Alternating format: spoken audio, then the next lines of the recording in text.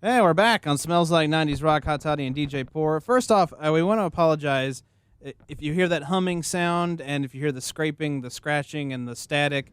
The cord that because we do our show off of a laptop, obviously, and so Spoiler alert, sorry. right. So The and fourth wall is gone. it is sorry, we have to do it. And there's a cord that plugs from the radio system, and we can plug it into to the laptops, and that's how we can play the show. Well, the cord unfortunately has a bit of a short in it, and so it causes it to have these weird moments during the show. So we apologize if the sound has been bothering you. That's not us messing up; it's the cord messing up on its own. So, but anyway, hopefully we're getting a new one in the near future. I hope anyway, because yeah, it's becoming a bit of a nuisance.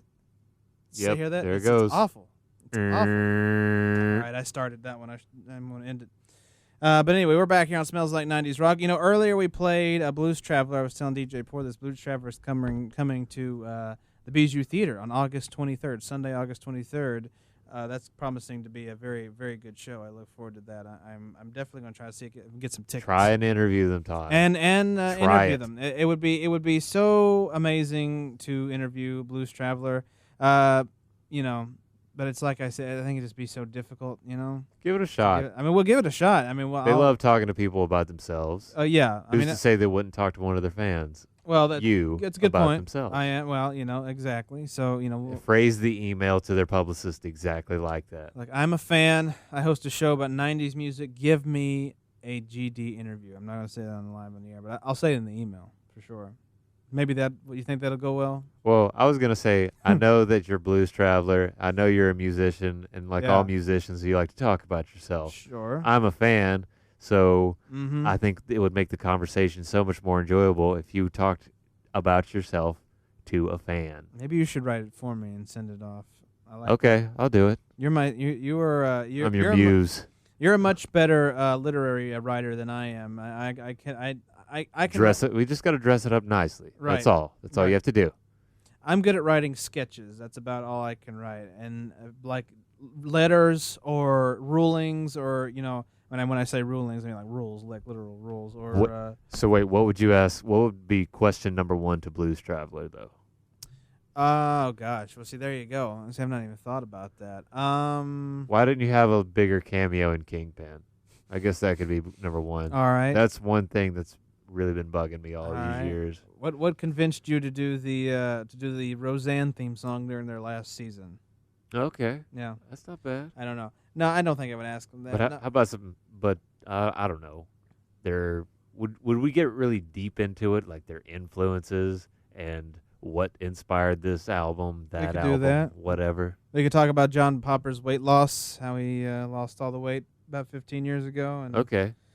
It wasn't like a Jared scenario, was it? It was no. He had the gastric bypass. He had the gastric bypass. Yeah. And was never convicted of child porn. He was not. No. Well, Jared. Neither was Jared. Well, but Jared's somebody not either, associated. Yeah. We're with pretty sure. Jared. We're pretty sure at this point Jared really didn't. There's do it. no pedophilia surrounding Blues Traveler. There is no pedophilia. Yeah, exactly.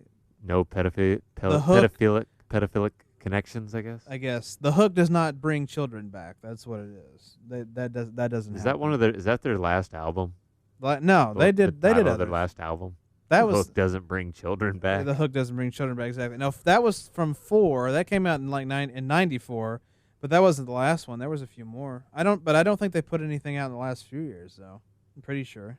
Okay, so this is the perfect show for them. It's a 90s nostalgia show. Right. They would love it. John Popper would love you. You would get to talk to one of your idols. I would love I don't know. Is he an idol of yours? I don't know if or are you just a fan? I'm a big fan. I love their music. I do. To say that he's my idol, I don't know about all that. But he's you should wear a hat like him during the interview. I will, and I'll have like a vest of harmonicas around me. I think that's going to have to happen. But let me answer your question on the old when was their last album? Their discography here. They've been putting out albums for years. Look at this. There's none of them. None of them has been. I thought you loved all their music, Todd. Well, I kind of lost track of 2001, 2003, 2000 what? I kind of lost track of them after Cover Yourself in 2007. I didn't realize that they had put out 3 more. There's North Hollywood Shootout in 2008. Susie Cracks the Whip in June 26, 2012, and Blow Up the Moon just came out April of this year. So We might have to go back. Still, to that. give it a shot. I still say one of my favorite album of theirs is Bridge from 2001. You remember that one? Had No. some good tunes on it. I only know a handful of Blues Traveler songs, to be honest. Bridge was the best. So I should probably not be present during this interview. Maybe I shouldn't be. Maybe you shouldn't be there for that one. No, yeah, but Bridge in 4 I think was the best, but Bastardos was a good one too, and Cover Yourself was pretty good too. But yeah, I've kind of lost track of them after that, and they've had 3 more albums. You need to reacquaint yourself with Blues Traveler I'm if you're going to interview the great John Popper. I'm down with that. I would love to interview Blues Traveler. I think it would be a. If we don't, this is going to be a really sad segment. It is. We just talk about Hot Toddy's pipe dreams. Mm-hmm. Exactly. Of interviewing Blues Traveler. Of interviewing Blues Traveler. But it couldn't hurt to try and make it happen. I would be. It might be possible. I would be so down with it. I would love it, but I just don't know if it's even humanly possible. But who knows? Maybe in a few weeks you all will be listening and hear. Were they big on college radio? I could see them being. Oh yeah, they were. Oh yeah. I mean, they're still good on some college radio. We still have a few of the songs in the system. Really? Here. Well, I think we may have one at this point. We did have some, but I think we took the rest of them out. But we got one on there. But they were huge in college radio. I mean, they were that mid-90s jam band blast that also included, Dave Matthews Band and who else? The Ben Folds 5, all of them. That whole group that came out in the mid-90s there.